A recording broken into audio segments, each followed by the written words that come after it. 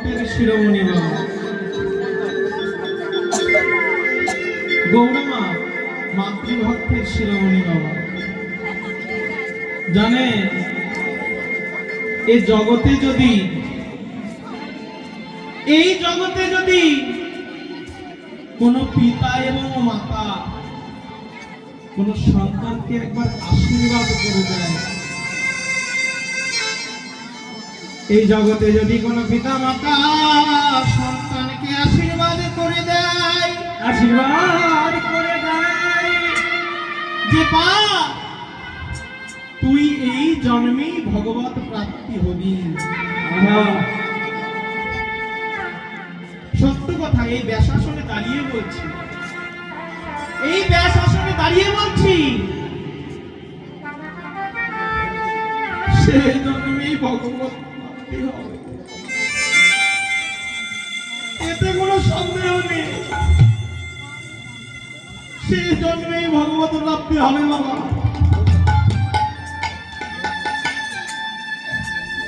এই জগতে মায়ের স্থান, বাবার স্থান যে মহাপ্রভু কোথায় দিয়েছে, মহাপ্রভু নিজে প্রমাণ করলেন। কিভাবে জানে? প্রভু আমার 10টা দিন ছিলেন অদ্বৈত আঙিনায়, সন্ন্যাসের পরে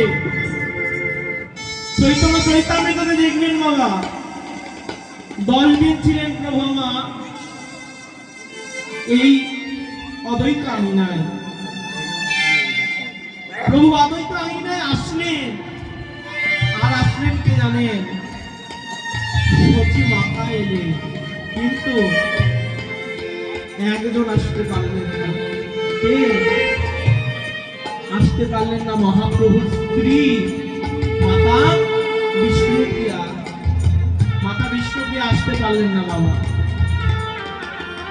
মাতা বিষ্ণুপ্রিয়ার আসা নিষেধ, কারণ সন্ন্যাসের পরে স্ত্রীর বদন দেখা যাবে না।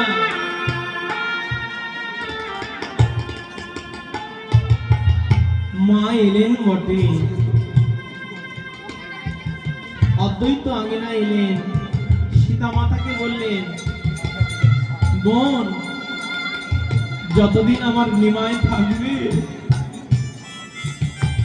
আমি একটু আমার নিমাইকে রান্না করে খাওয়াবো। আমার নিমাই বলো আমার হাতের রান্না খেতে ভালোবাসে। নিমাই যে 10 দিন থাকবে আমি সে 10 দিন একটু নিমাইকে রান্না করে খাওয়াবো।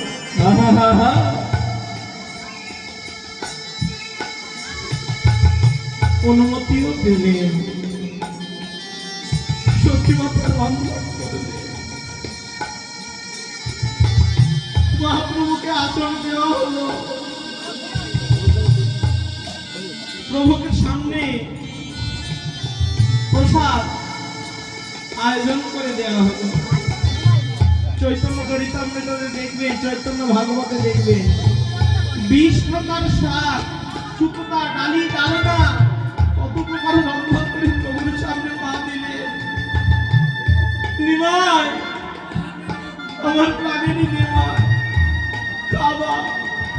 হরিবল হরিবল, আর কি আমার ভাগ্য হয় না।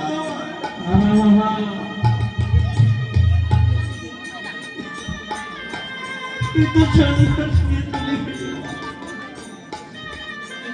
জানি না কয়দিন থাকবো এই পৃথিবীতে,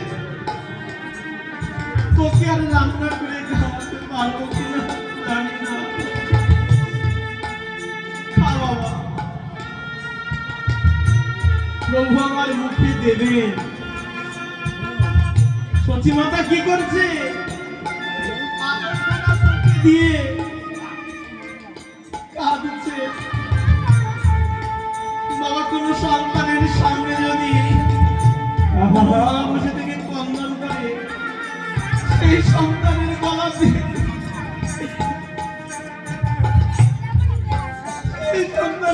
দিয়ে কোনো খাবার নামে।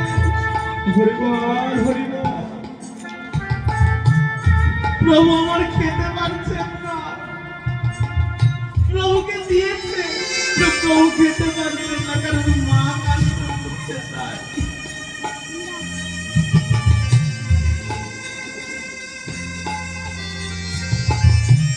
প্রভু মাকে বললেন, মা গো, মা, ও মা, তুমি কাঁদছো কেন মা?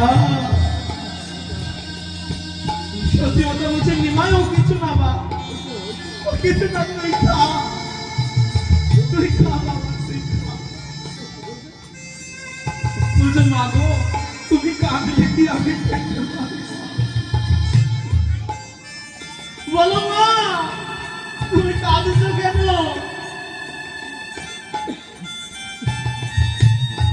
সত্যি কথা বলেছেন বাবা নিমাই। নিমাই, জানিস তোর দাদা বিশ্বরূপ আমাকে ছেড়ে সন্ন্যাস নিয়ে চলে গেছে। হরিবল হরিবল। চলে গেল তোর বাবা জগন্নাথ মিত্র, আমাকে ছেড়ে চির জন্মের মতো চলে গেল। জানিস নিমাই, তুই একমাত্র আমার সাগর চেতা ধর, আমার বেঁচে থাকার একমাত্র সম্বল ছিলি তুই মা। বাপরে নিমাই, তুইও আমাকে ছেড়ে চলে গেলি বাবা। জানি এই নদিয়াবাসী কেউ আমার সঙ্গে কথা বলে না। আমি যে ঘাটে স্নান করি সেই ঘাটে কেউ স্নান করে না।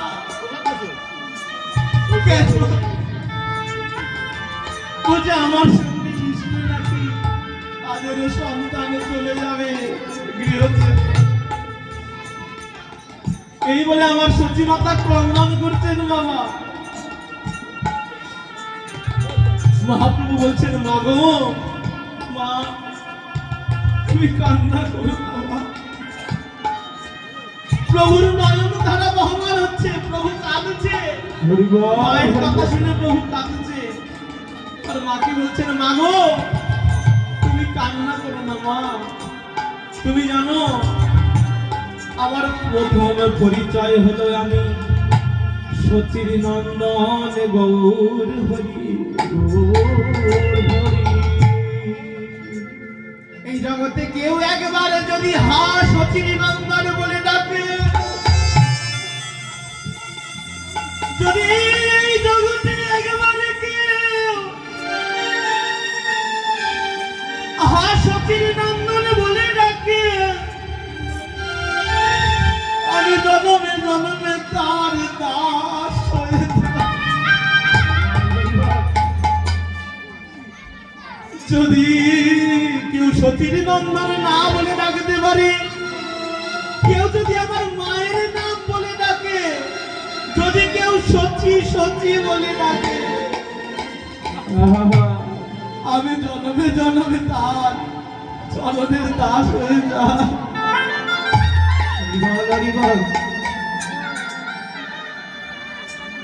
কি হয় জানো?